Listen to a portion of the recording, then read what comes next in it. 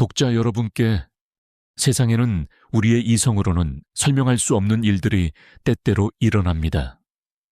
특히 생과 사의 경계가 희미해지는 군대라는 공간 속에서는 더욱 그렇습니다. 이 이야기는 저녁 전날 밤 죽은 친구와 나누었던 마지막 약속에 대한 기록입니다.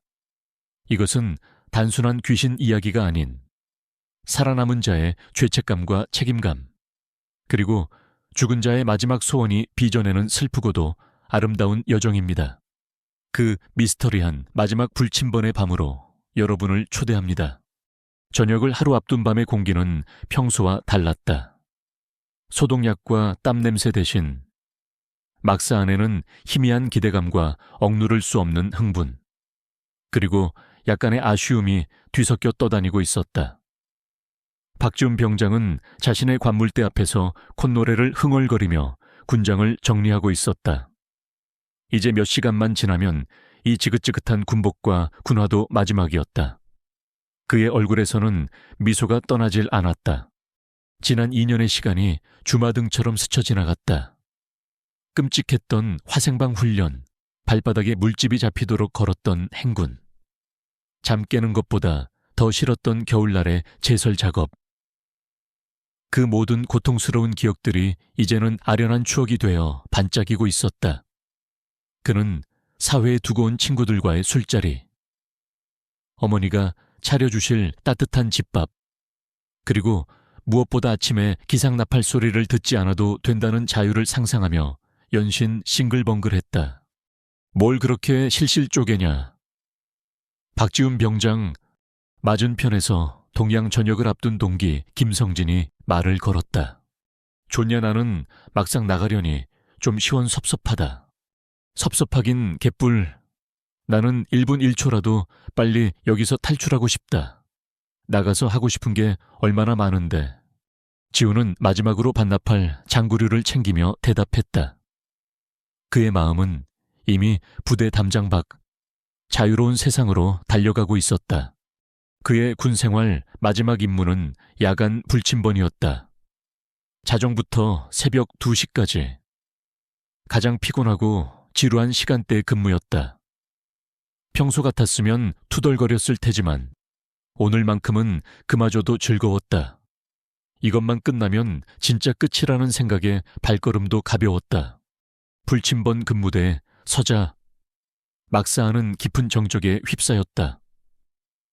수십 명의 전우들이 내뿜는 고른 숨소리만이 나지막이 들려왔다. 근무대 위에 작은 스탠드 불빛이 어둠을 희미하게 밝히고 있었다. 지훈은 총을 비스듬히 세워두고 턱을 괜 채 멍하니 시간을 보냈다. 시계 초침 소리가 유난히 크게 들리는 밤이었다. 얼마나 지났을까. 누군가 조용한 발소리와 함께 그에게 다가왔다. 돌아보자. 그의 군 생활에서 가장 친했던 후임, 강민우 이병이었다. 민우 안 자고 뭐해? 잠이 잘 안 와서 나왔습니다. 민우는 멋쩍게 웃으며 지훈의 옆에 섰다. 그는 지훈보다 4살이나 어렸지만 생각이 깊고 마음이 따뜻해서 지훈이 유독 아끼는 후임이었다. 두 사람은 나이와 계급을 떠나 친형제처럼 가깝게 지냈다. 너도 내가 간다니까 아쉽냐? 지훈이 장난스럽게 묻자. 민우는 그저 희미하게 웃기만 했다. 많이 아쉽습니다. 이제 누가 저랑 같이 PX 가줍니까? 야, 너도 몇 달만 참으면 나와. 시간 금방 가. 두 사람은 근무대에 나란히 기댄 채 두서 없는 이야기들을 나누기 시작했다. 처음 자대에 배치받았을 때의 막막함, 훈련소 시절에 웃지 못할 실수들, 악마 같았던 선임들의 뒷담화. 그들의 대화는 두 사람만이 공유하는 추억들로 가득 차 있었다. 지훈이 형, 나가면 제일 먼저 뭐 할 겁니까? 일단은 푹 잠부터 자고 그 다음엔 친구들 만나서 술 마셔야지. 그리고 복학 준비도 해야 하고 여행도 가고 싶고 할 거 진짜 많다. 지훈의 목소리는 희망으로 가득 차 있었다. 민우는 그런 그를 부러운 눈으로 바라보았다. 형은 계획이 다 있군요. 좋겠습니다. 너는 저녁하면 뭐 할 건데? 민우는 잠시 대답이 없었다. 그는 어두운 막산. 잠든 동료들을 물끄러미 바라보다가 나지막이 입을 열었다. 저는 일단 어머니부터 뵈러 가야죠. 몸이 좀 안 좋으셔서 제가 걱정을 많이 끼쳐드렸습니다. 그의 목소리가 평소와 달리 조금 가라앉아 있었다. 지우는 그의 어깨를 툭 치며 위로했다. 걱정 마. 네가 이렇게 건강하게 군복무 잘 마치고 돌아가면 그게 최고의 효도야. 어머니도 엄청 기뻐하실 거다. 그랬으면 좋겠습니다. 민우는 그렇게 말하며 다시 희미하게 웃었다. 그 웃음이 어쩐지 조금 슬퍼 보인다고. 지우는 잠시 생각했지만 대수롭지 않게 넘겼다. 저녁 전날 밤에 센티멘탈한 감상 같은 것이리라. 대화가 잠시 끊기고 어색한 침묵이 흘렀다. 그 침묵을 깬 것은 민우였다. 그는 갑자기 아주 진지한 표정으로 지훈을 바라보았다. 지훈이 형, 왜 제가 형한테 부탁 하나만 해도 됩니까? 뭔데 거창하게. 말해봐. 민우는 잠시 머뭇거리다가 아주 이상한 말을 꺼냈다. 만약에 제가 죽으면 우리 엄마 좀 챙겨주십시오. 순간 지훈의 얼굴에서 웃음기가 사라졌다. 그는 황당한 표정으로 민우를 바라보았다. 야, 너 지금 무슨 소리 하는 거야? 죽다니 뜬금없이 그냥 약속해 주십시오. 혹시라도 무슨 일이 생기면 저희 어머니 혼자 계시니까 형이라도 한번 찾아봐 주십시오. 민우의 눈빛은 농담을 하는 사람의 것이 아니었다. 너무나도 진지하고 절박해서 오히려 비현실적으로 느껴질 정도였다. 지훈은 그의 기묘한 진지함에 할 말을 잃었다. 그는 이 어색하고 불길한 분위기를 깨고 싶었다. 하하, 이 녀석 봐라. 저녁 전날이라고 아주 감성적이 됐구만. 무슨 영화 찍냐 너 안 죽어. 임마. 그리고 나보다 훨씬 늦게 저녁할 놈이 어딜 먼저 죽어. 재수 없는 소리 하지 마. 지훈은 일부러 더 유쾌하게 웃으며 민우의 어깨를 장난스럽게 쳤다. 하지만 민우는 따라 웃지 않았다. 그는 그저 슬픈 미소를 지은 채 지훈의 눈을 똑바로 바라보았다. 그냥 약속만 해주십시오. 제발요. 그의 끈질긴 부탁에 지훈은 결국 두 손을 들었다. 이 이상한 대화를 끝내기 위해서라도 그의 장단에 맞춰주는 편이 낫겠다고 생각했다. 알았어. 약속할게. 됐냐 내가. 만약 네가 죽으면 너희 어머님 꼭 찾아뵙고 아드님은 나라를 지키다 장렬히 전사한 영웅이었다고 말씀드릴게. 아주 그냥 거창하게. 감사합니다, 형. 그제야 민우의 얼굴에 안도하는 듯한 표정이 스쳐 지나갔다. 그는 잠시 더 지훈의 옆에 서 있다가 피곤하다며 자리에서 일어섰다. 저 먼저 들어가 보겠습니다. 내일 아침에 뵙겠습니다. 그래, 잘 자라. 민우는 자신의 침상으로 돌아가 조용히 누웠다. 지훈은 그의 뒷모습을 보며 고개를 절레절레 저었다. 별, 이상한 놈 다 보겠네. 그는 혼자 남아 남은 근무 시간을 채웠다. 민우의 이상한 부탁이 잠시 마음에 걸렸지만 곧 저녁의 기쁨과 미래에 대한 기대감에 묻혀버렸다. 그는 벽에 걸린 시계를 보았다. 자유까지 앞으로 2시간. 그의 마음은 이미 부대 밖을 향해 날아오르고 있었다. 친구의 불길한 농담 따위는 그의 설렘에 아무런 방해도 되지 못했다. 다음 날 아침의 기상나팔 소리는 박지훈에게 교향곡처럼 들렸다. 그의 군 생활 마지막 기상나팔이었다. 그는 벌떡 일어나 군복을 벗어 던지고 어젯밤 미리 챙겨둔 사제 옷으로 갈아입었다. 2년 만에 입는 청바지와 티셔츠의 감촉은 어색했지만 동시에 날아갈 듯한 해방감을 안겨주었다. 막사는 전역자들의 흥분과 남는 자들의 아쉬움이 뒤섞여 어수선했다. 지우는 동기들과 마지막 인사를 나누고 후임들의 행가래를 받으며 웃고 떠들었다. 저녁증과 마지막 월급이 든 봉투를 받아들었을 때 그는 세상을 다 가진 기분이었다. 길고 길었던 터널의 끝이 마침내 보였다. 모두들 몸 건강히 군생활 잘해라. 나중에 사회에서 보면 아는 척해라. 그는 부대를 떠나기 전 마지막으로 자신을 챙겨주던 후임들과 일일이 악수를 나누었다. 그런데 그 와중에 강민우의 모습이 보이지 않았다. 어젯밤 내일 아침에 보자고 말했던 녀석이었다. 마지막 인사는 꼭 하고 싶었다. 어이, 혹시 민우 못 봤냐? 지우는 민우와 같은 생활관을 쓰는 후임에게 물었다. 그러자 후임의 표정이 순간 미묘하게 굳어졌다. 강희병 말입니까? 그게 오늘 아침 일찍 작업 차출돼서 나갔습니다. 작업 전역하는 선임 마지막 배웅도 못하게 무슨 작업을 보내. 저도 갑자기 중대장님이 찾으셔서 후임은 무언가 말을 아끼는 듯 시선을 피하며 얼버무렸다. 지우는 조금 이상하다고 생각했지만 군대에서는 흔히 있는 일이라 그러려니 하고 넘겼다. 아마도 민우가 어젯밤의 이상한 부탁 때문에 자신을 보기 뻘쭘해서 일부러 피하는 것일지도 모른다고 생각했다. 녀석, 쑥스럽기는. 그는 웃으며 발걸음을 돌렸다. 이제 정말 위병소를 통과하기만 하면 끝이었다. 동기들과 함께 부대 정문을 향해 걸어가던 바로 그때였다. 박지훈 병장. 중대 행정반의 김 상사가 다급하게 그를 불러 세웠다. 나가기 전에 중대장님께서 잠시 보자고 하신다. 잠시 행정반으로 같이 가자. 뜬금없는 호출이었다. 전역하는 병사를 중대장이 따로 부르는 것은 극히 드문 일이었다. 지훈의 마음속에 불길한 예감이 작게 싹텄다. 혹시 무슨 서류에 문제가 생긴 건가? 그는 동기들에게 먼저 가 있으라고 말한 뒤 김 상사를 따라 중대장실로 향했다. 중대장실의 공기는 무겁고 딱딱했다.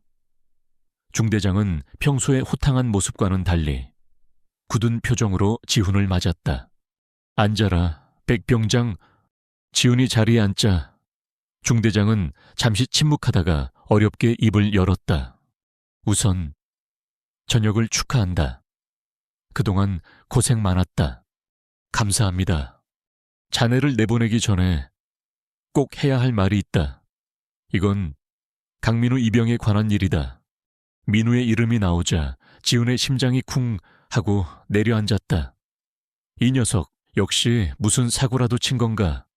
중대장은 책상 위의 서류를 만지작거리며 말을 이었다. 그의 목소리는 낮고 무거웠다. 박 병장, 이런 말을 하게 되어 정말 유감이다만 강민우 이병은 지난주 화요일에 사망했다. 지우는 자신이 무슨 말을 들었는지 이해할 수 없었다. 그의 뇌가 그 문장을 해석하기를 거부했다. 그는 저도 모르게 헛웃음이 나왔다. 이건 무슨 악질적인 몰래카메라인가 저녁 기념 이벤트. 중대장님, 농담이 너무 심하십니다. 제가 어젯밤에 민우랑 같이 불침번 섰습니다. 1시간 넘게 이야기도 나눴는데 죽었다니요. 하지만 중대장은 지훈의 말을 받아주지 않았다. 그는 연민과 안타까움이 뒤섞인 눈으로 지훈을 바라보았다.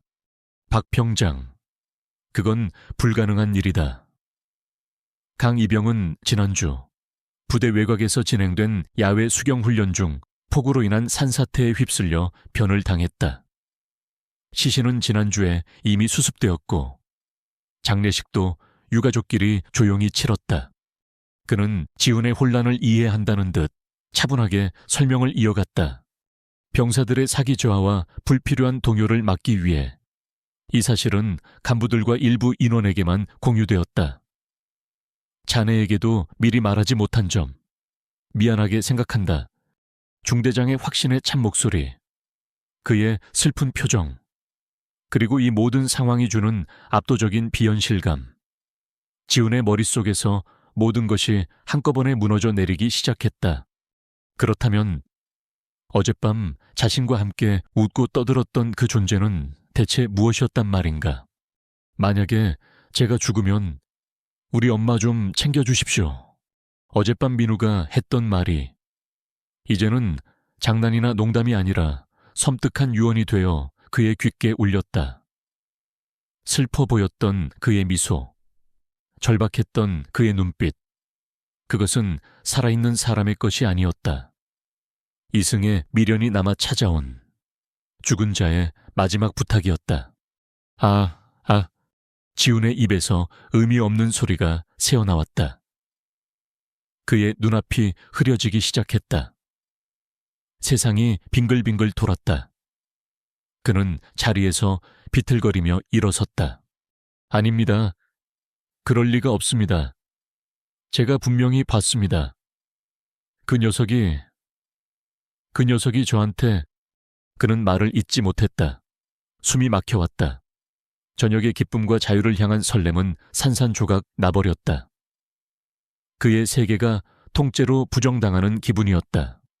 결국 그의 다리에서 힘이 풀렸다. 그는 중대장실 바닥에 주저앉아 머리를 감싸 쥐었다. 그는 부정하려 했지만 그의 영혼은 이미 알고 있었다. 어젯밤 그가 만난 것은 친구의 마지막 영혼이었다는 것을. 지훈은 더 이상 자유를 앞둔 희망찬 청년이 아니었다. 그는 이제 불가능한 현상을 목격하고 친구의 마지막 부탁을 짊어진 채 자신의 모든 현실이 무너져 내린 한 명의 겁에 질린 인간일 뿐이었다. 집으로 돌아오는 길은 꿈속을 걷는 것 같았다. 박지훈은 2년 동안 그토록 그리워했던 집으로 향하고 있었지만 그의 마음에는 아무런 기쁨도 없었다. 그의 머릿속은 온통 중대장실의 차가운 공기와 친구가 이미 일주일 전에 죽었다는 믿을 수 없는 현실, 그리고 어젯밤에 섬뜩할 정도로 생생했던 대화로 가득 차 있었다.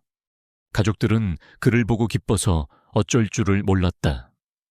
어머니는 그의 얼굴을 어루만지며 눈물을 흘렸고 아버지는 자랑스러운 아들을 위해 진수성찬을 차렸다. 하지만 그들의 기쁨은 곧 걱정으로 바뀌었다. 아들의 얼굴에는 저녁의 기쁨 대신 깊은 시름과 넋나간 표정만이 서려 있었다. 지훈아, 무슨 일 있니? 안색이 너무 안 좋다. 아닙니다. 그냥 좀 피곤해서요. 그는 가족들에게 차마 진실을 말할 수 없었다. 어떻게 설명해야 할까? 군대에서 귀신을 봤다고 죽은 친구의 유언을 들었다고 아무도 믿지 않을 터였다. 그는 그저 혼자서 이 혼란을 감당해야 했다. 그는 자신의 방에 틀어박혀 밤새도록 잠을 이루지 못했다. 눈을 감으면 어김없이 민우의 얼굴이 떠올랐다.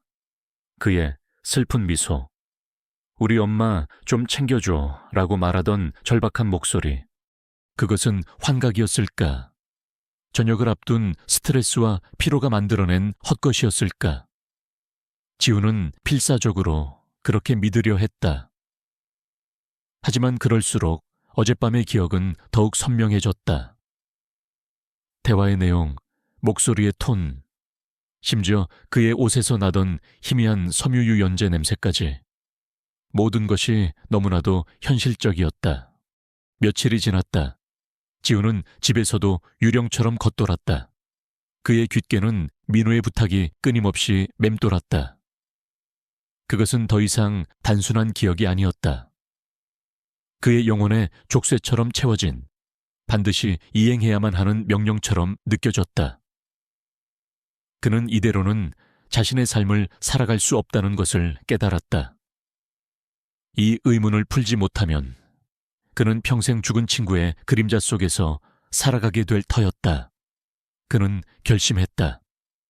민우의 죽음에 얽힌 진실을, 그리고 그의 어머니를 찾아야만 한다고.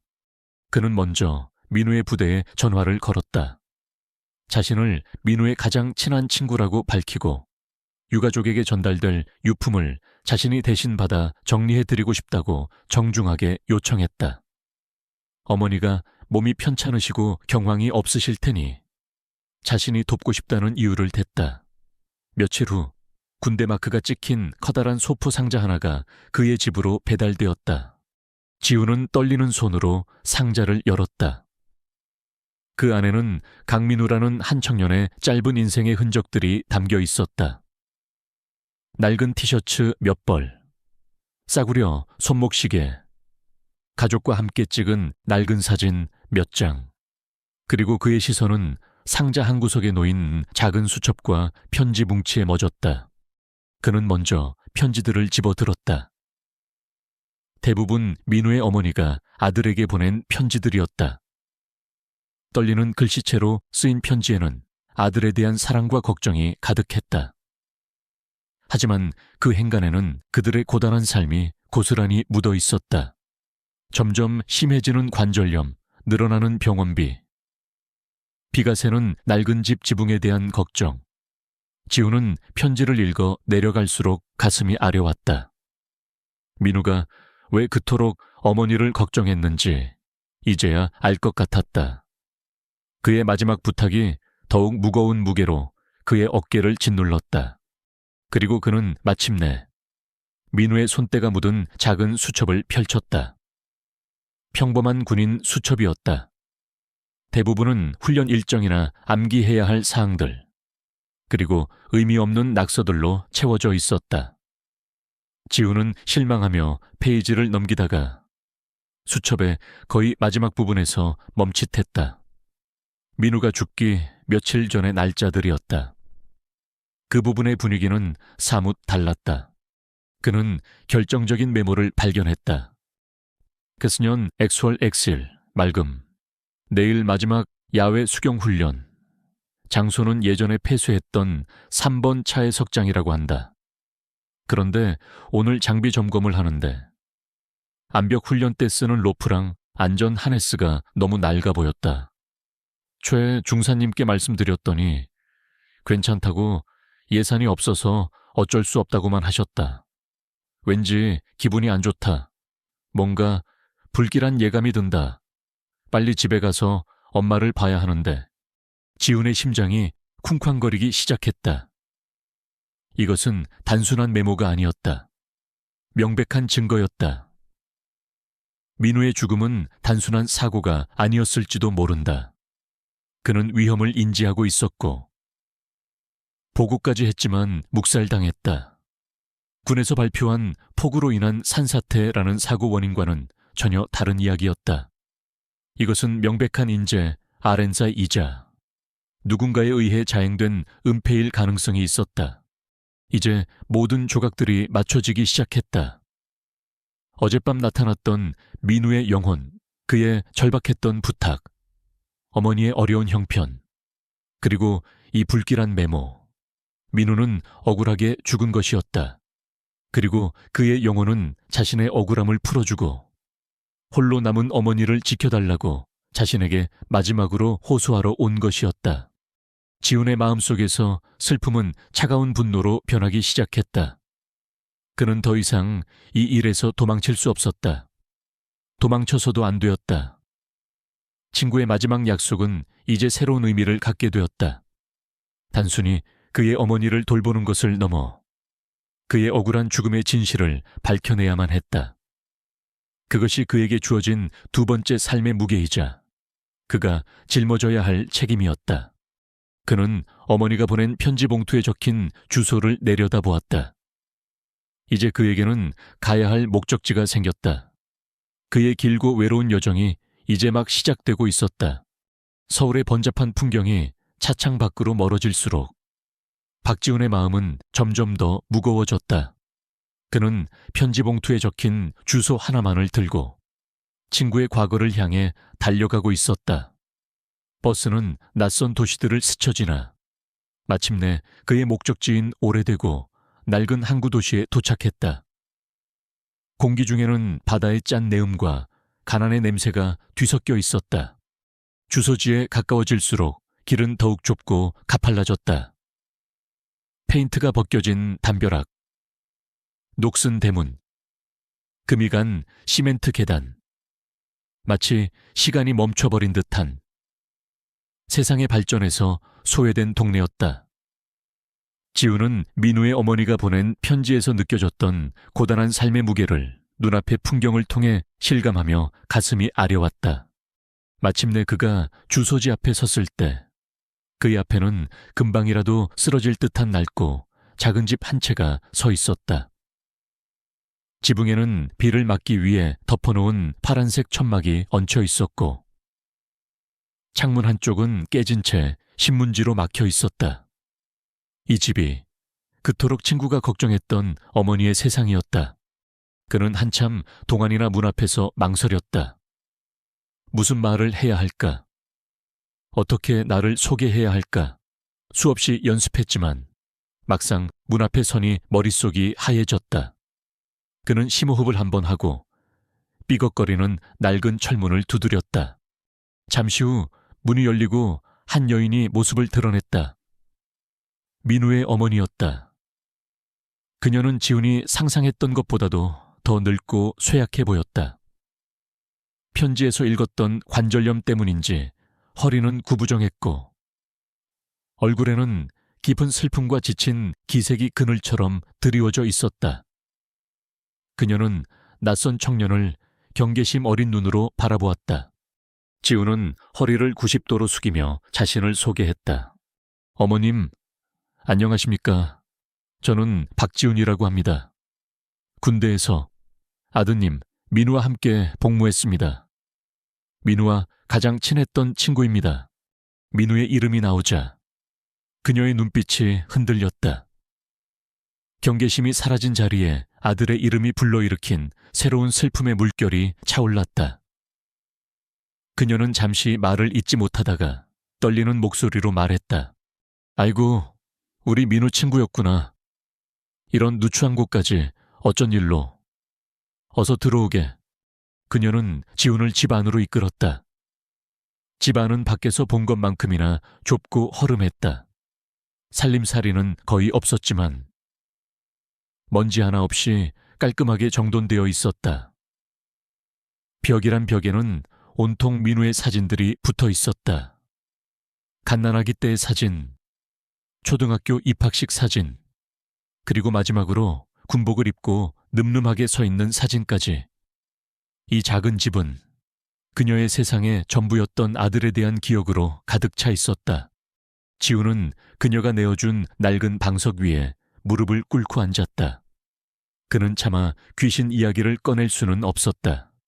그는 우선 자신의 약속을 가장 단순한 형태로 지키기로 했다.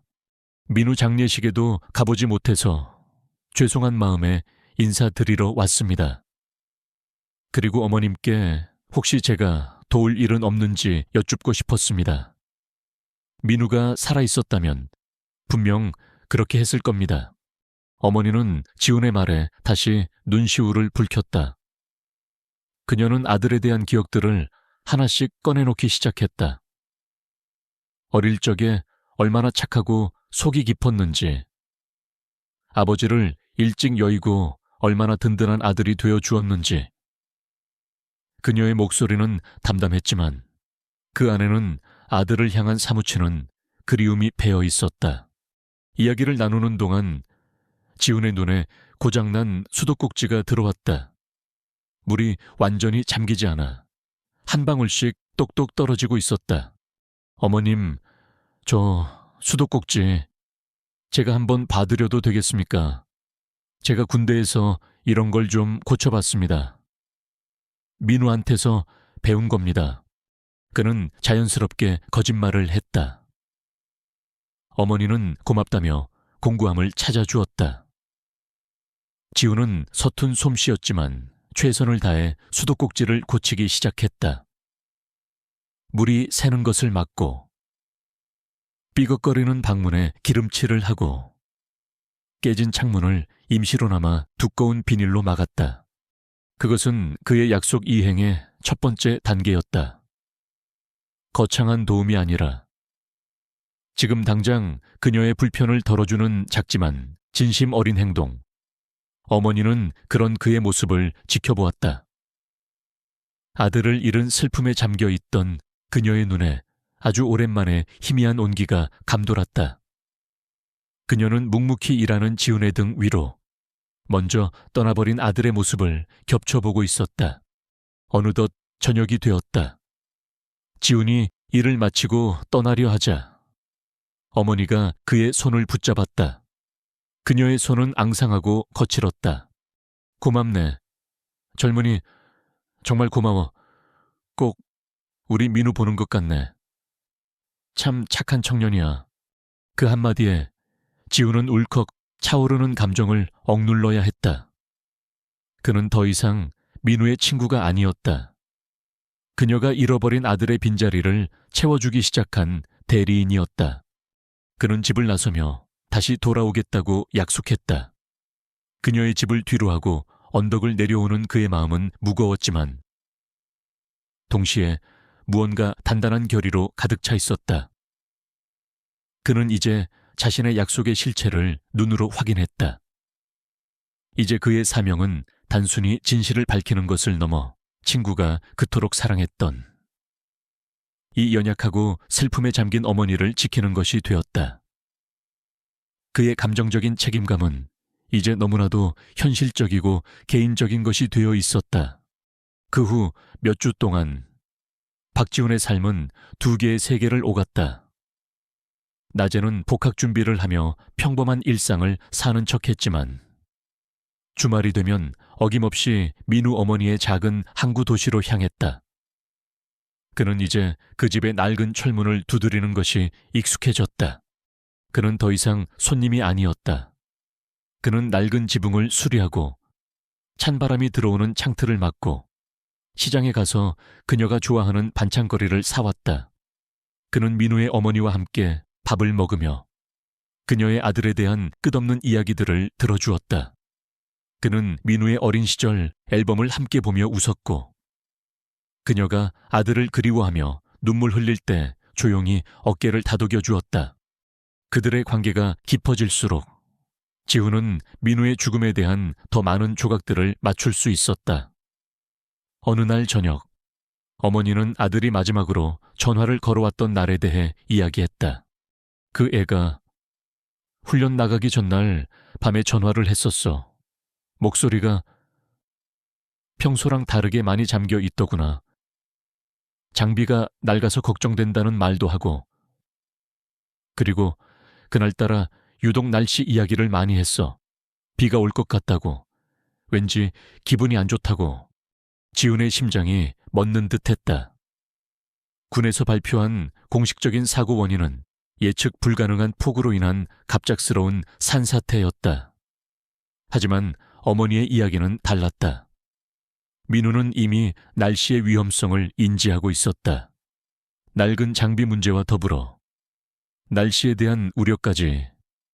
이것은 예측 불가능한 사고가 아니라 충분히 예견되었지만 묵살된 위험이었다. 그날 밤 집으로 돌아온 지훈은 더 이상 망설일 수 없다고 판단했다. 그는 군대 동기들의 연락처를 뒤지기 시작했다. 그는 먼저 자신과 함께 전역했던 김성진에게 전화를 걸었다. 수화기 너머로 들려오는 성진의 목소리는 밝았다. 하지만 지훈이 민우의 죽음에 대해 묻기 시작하자 그의 목소리는 급격히 굳어졌다. 지훈아, 그 얘기는 왜 꺼내? 이미 다 끝난 일이잖아. 끝나지 않았어. 성진아, 너도 그 훈련에 있었잖아. 솔직하게 말해줘. 그날 정말 무슨 일이었어?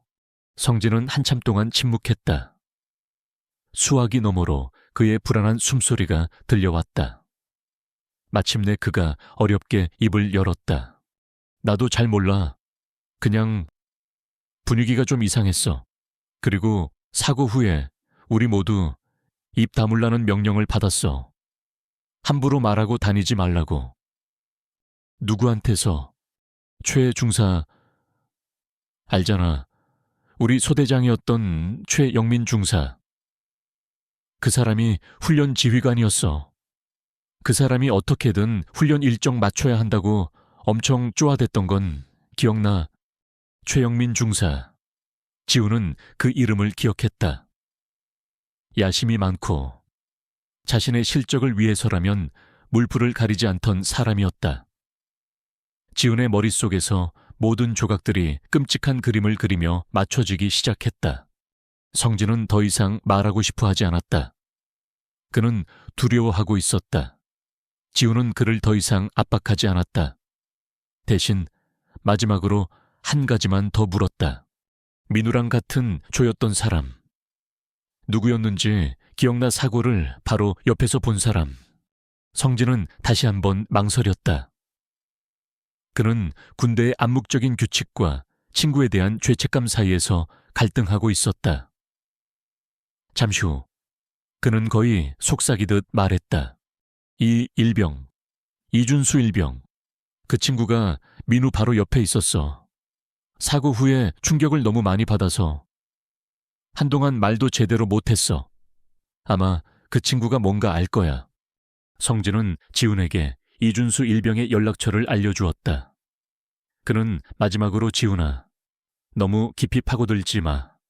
너만 다쳐 라는 말을 남기고 전화를 끊었다. 전화를 끊은 지훈의 손은 차갑게 식어 있었다. 하지만 그의 마음은 분노로 뜨겁게 타오르고 있었다. 이제 그의 의심은 확신이 되었다. 이것은 명백한 은폐였다. 최영민 중사는 자신의 진급과 실적을 위해 낡은 장비와 악천후를 무시하고 무리하게 훈련을 강행했고 그 결과 민우가 죽었다. 그리고 그는 자신의 책임을 회피하기 위해 모든 것을 불운한 사고로 위장하고 병사들의 입을 막았다. 친구의 마지막 부탁은 이제 복수를 향한 사명이 되었다. 지훈은 이준수 일병의 이름을 내려다보았다. 그를 만나는 것은 쉽지 않을 터였다. 그는 여전히 군 복무 중이었고 조직의 압박과 사고의 트라우마 속에서 진실을 말하기를 두려워할 것이다. 하지만 지훈은 물러설 수 없었다.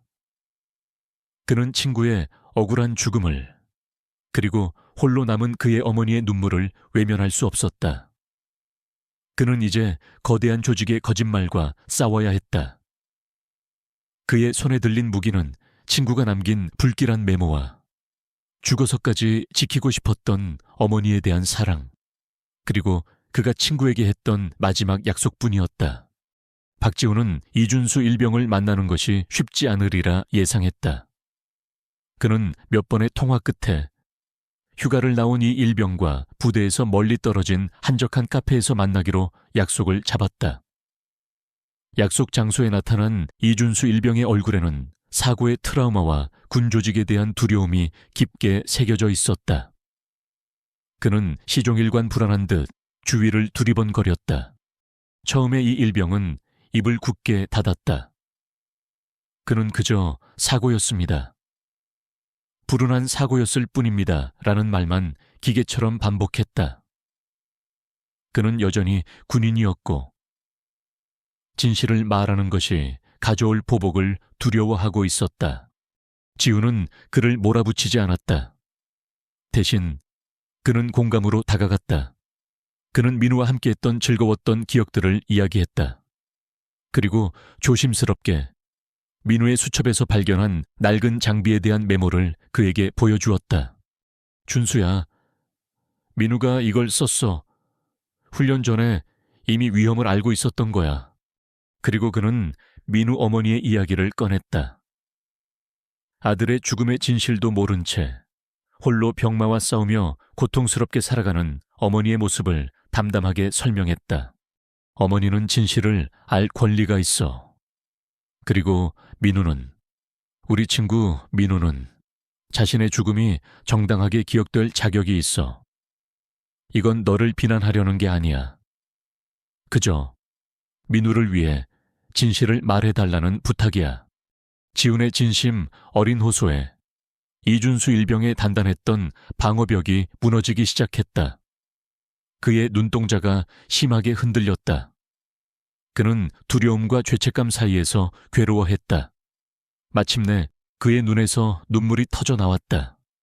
그는 오랫동안 억눌러 왔던 그날의 진실을 토해내기 시작했다. 그의 증언은 끔찍했다. 그날의 사고는 산사태가 아니었다. 민우가 의지하고 있던 로프가 그의 눈앞에서 끊어졌다. 낡고 해진 로프는 민우의 무게를 이기지 못하고 힘없이 끊어져 버렸던 것이다. 명백한 장비 불량으로 인한 사망 사고였다. 그는 민우를 포함한 여러 병사들이 훈련 전에 최영민 중사에게 장비 문제를 수차례 보고했다고 증언했다. 하지만 최 중사는 징징거리지 마라, 훈련 일정은 절대적이다 라고 소리치며 그들의 우려를 묵살했다. 그리고 사고가 발생하자 최 중사는 가장 먼저 현장을 통제하고 끊어진 로프와 낡은 안전 장비들을 모두 수거했다. 그리고 그는 현장에 있던 모든 병사들을 모아놓고 산사태라는 자신이 지어낸 시나리오에 맞춰 입을 맞추라고 협박했다. 불응할 시 군 생활을 지옥으로 만들어주겠다는 협박과 함께 모든 진실을 들은 지훈의 마음속에서 슬픔은 차가운 분노로 변했다. 그는 이제 무엇을 해야 할지 정확히 알고 있었다. 그는 최영민 중사와 직접 마주하기로 결심했다. 그는 수소문 끝에 최 중사가 사는 아파트를 알아냈고 그가 퇴근하기를 기다려 아파트 주차장에서 그와 마주했다. 최 중사는 민간인이 된 지훈을 보고 의아한 표정을 지었다. 박지훈, 네가 여긴 어쩐 일이냐? 최 중사님. 아니, 이제 최 중사님이시겠군요. 잠시 드릴 말씀이 있습니다. 지훈은 침착하게 그러나 단호하게 자신이 아는 모든 것을 늘어놓았다. 민우의 수첩, 그리고 이준수 일병의 증언까지. 최 중사는 처음에는 오만하고 무신경한 태도로 일관했다. 그는 비웃으며 말했다. 그래서 뭐 증거 있어. 그리고 넌 이제 민간인이야. 군대 일에 함부로 끼어들지 않는 게 좋을 거다. 괜히 긁어 부스럼 만들지 말고 조용히 살아. 이건 충고야. 그의 얼굴에는 일말의 죄책감도 보이지 않았다. 지훈은 그의 뻔뻔한 태도에 치를 떨었지만 흔들리지 않았다. 그는 자신의 마지막 카드를 꺼내 들었다. 충고 감사합니다. 하지만 이미 늦었습니다. 지훈은 자신의 휴대폰을 꺼내 이준수 일병과의 대화 녹음 파일을 재생했다. 최 중사의 얼굴이 하얗게 질리기 시작했다. 그리고 이준수 일병의 자필 진술서는 이미 공증까지 받아두었습니다. 그뿐만이 아닙니다. 제가 가진 모든 증거 자료 사본은 제가 아는 기자 한 분과 국방부 감사실에 이미 발송되었습니다. 아마 내일 아침이면 받아보실 수 있을 겁니다. 지훈은 초에 중사의 눈을 똑바로 바라보며 말했다. 이건 복수가 아닙니다. 책임에 대한 이야기입니다. 지금이라도 자수하고 죗값을 치르시겠습니까? 아니면 내일 아침 신문 한 면에서 당신의 이름을 보시겠습니까? 선택은 당신이 하십시오. 최 중사의 오만한 가면이 완전히 박살났다. 그는 완벽하게 덫에 걸렸다. 그는 지훈이 단순히 감정적인 친구가 아니라 몇 수 앞을 내다본 치밀하고 지능적인 적수라는 것을 깨달았다. 그는 그 자리에 주저앉아 머리를 감싸 쥐었다. 그의 군 생활과 인생이 끝났음을 직감했다. 지훈은 더 이상 그를 보지 않고 돌아섰다. 그의 마음에는 통쾌함 대신 씁쓸하고 무거운 감정만이 남았다. 그는 한 사람의 인생을 파괴하는 것에서 아무런 기쁨도 느끼지 못했다. 그의 모든 행동은 오직 죽은 친구와의 약속을 지키기 위함이었을 뿐이다. 그는 진실을 위한 싸움을 끝냈다. 이제 그가 할 수 있는 일은 거대한 시스템이 그의 친구에게 마땅한 정의를 내려주기를 기다리는 것뿐이었다. 최영민 중사를 만난 후 며칠 동안 세상은 겉보기에는 조용했다. 하지만 보이지 않는 곳에서 박지훈이 쏘아올린 진실의 화살은 거대한 파문을 일으키고 있었다. 그가 국방부 감사실과 언론사에 보낸 증거 자료는 군 조직을 더 이상 침묵 속에 머무를 수 없게 만들었다. 결국 군은 공식적으로 강민우 이병 사망 사건에 대한 재조사에 착수했다. 최영민 중사는 직위 해제된 후 긴급 체포되어 조사를 받았다. 이 사건은 신문 사회면에 작은 기사로 실렸다. 훈련병 사망사고, 은폐 의혹에 군 재조사 착수. 지우는 제보자로서 자신의 신원을 철저히 숨겼고 이준수 일병이 어떠한 보복도 당하지 않도록 보호했다. 한 달 후 최종 조사 결과가 발표되었다. 군은 장비 결함과 지휘관의 사실 은폐를 공식적으로 인정했다. 그들은 민우의 어머니에게 공식적인 사과 서한을 보냈고 위험을 미리 보고했던 민우의 성실함을 인정하여 그에게 화랑무공훈장을 추서했다. 그의 이름 앞에 붙었던 불운한 사고의 희생자라는 꼬리표는 마침내 의로운 순직자라는 명예로운 이름으로 바뀌었다. 지우는 군에서 보낸 공식 사과, 서한과 신문 기사를 들고 다시 민우 어머니의 집을 찾았다. 그는 낡은 밥상 앞에 어머니와 마주 앉아 그동안 있었던 모든 일을 차분하게 설명했다. 낡은 장비, 묵살된 보고, 은폐된 진실, 그리고 그 진실을 밝히는데 민우 자신이 남긴 메모가 얼마나 결정적인 역할을 했는지. 그는 어머니에게 아드님은 단순한 사고의 희생자가 아니라 동료들을 구하기 위해 마지막까지 노력했던 용감한 군인이었다고 말해 주었다. 어머니는 오랫동안 소리 없이 눈물만 흘렸다. 하지만 그 눈물은 이전의 눈물과는 달랐다. 그것은 단순히 아들을 잃은 슬픔의 눈물이 아니라 아들의 명예가 회복된 것에 대한 자부심과 너무나도 아픈 진실을 마침내 마주하게 된 자의 안도감이 뒤섞인 눈물이었다. 진실은 고통스러웠지만 그 고통은 그녀를 짓누르던 알지 못하는 지옥으로부터 그녀를 해방시켜 주었다. 고맙다. 정말 고맙다. 지훈아, 우리 아들 억울함 풀어줘서 정말 고맙다. 그녀는 지훈의 손을 잡고 몇 번이고 고개를 숙였다.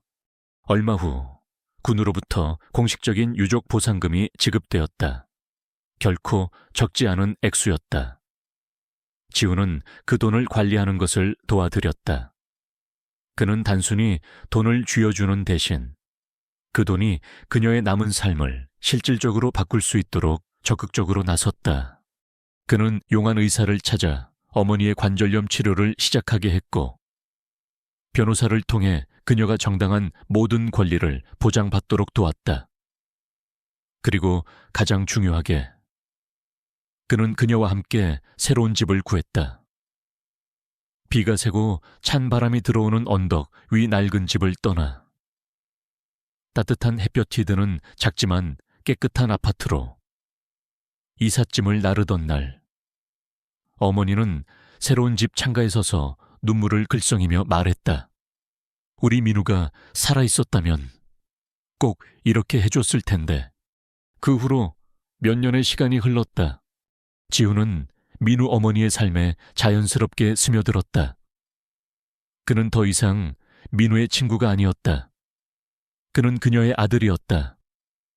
그는 주말마다 그녀를 찾아와 함께 식사를 했고 병원 진료에 동행했으며 명절에는 함께 차례를 지냈다. 그는 그녀에게 세상 돌아가는 이야기를 들려주었고 그녀는 그에게 아들의 어린 시절 이야기를 해주었다. 그들은 서로의 상처를 보듬으며 민우라는 이름의 그리움을 함께 나누는 새로운 가족이 되어갔다. 어느 화창한 가을날 오후 지우는 어머니와 함께 새집의 작은 거실에 앉아 있었다. 어머니는 이제 지팡이 없이도 곧잘 걸었고 얼굴에는 건강한 혈색이 돌았다. 그녀는 지훈을 위해 정성껏 저녁을 준비하고 있었다. 그녀는 이제 지훈을 너무나도 자연스럽게 그리고 아무런 슬픔 없이 우리 아들이라고 불렀다. 부엌에서 들려오는 맛있는 냄새와 창밖에서 들어오는 따스한 햇살 속에서 지훈은 아주 오랜만에 마음의 평화를 느꼈다. 그를 짓누르던 죄책감과 악몽은 사라졌다. 어깨를 누르던 무거운 약속은 이제 그의 삶을 지탱하는 따뜻하고 익숙한 온기가 되어 있었다. 그는 문득 지금 이 순간을 민우가 보고 있을까 생각했다. 볼 수 있었으면 좋겠다. 자신의 어머니가 더 이상 혼자가 아니라는 것을, 세상에서 가장 친했던 친구가 자신의 빈자리를 채우며 약속을 지키고 있다는 것을, 그래서 이제는 모든 미련을 버리고 편안하게 잠들 수 있기를. 지우는 친구의 마지막 부탁을 마침내 완수했다. 단순히 그의 어머니를 물질적으로 돌보는 것을 넘어 사랑으로, 그리고 시간으로 그녀의 곁을 지킴으로써 그는 친구에게 진 빚을 자신의 남은 인생으로 갚아나가고 있었다.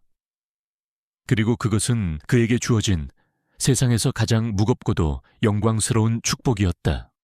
한편의 길고 슬픈, 그러나 희망을 잃지 않았던 이야기를 마지막까지 함께해 주셔서 진심으로 감사합니다. 마지막 불침번의 약속은 죽음과 삶의 경계를 넘어 남겨진 이들의 삶을 통해 지켜지는 과정을 그렸습니다. 박지훈의 여정을 통해 우리는 진정한 책임이란 무엇인지, 그리고 하나의 약속이 한 사람의 인생을 어떻게 바꿀 수 있는지 목격했습니다. 이 세상 어딘가에는 여전히 우리가 알지 못하는 억울한 죽음과 그 뒤에 남겨져 고통받는 사람들이 있을지도 모릅니다. 이 이야기가 그들의 아픔을 한 번쯤 생각해보고 우리 곁에 있는 사람들과의 약속의 무게를 되새겨보는 계기가 되었기를 바랍니다. 비록 강민우는 돌아오지 못했지만 그의 마지막 소원은 박지훈의 헌신을 통해 꽃을 피웠습니다. 부디 이 이야기가 여러분의 마음의 작은 위로와 함께 인간이 가진 선한 의지의 힘에 대한 믿음을 남겼기를 소망합니다. 다시 한번 긴 여정에 동행해 주신 모든 분들께 깊은 감사의 인사를 전합니다.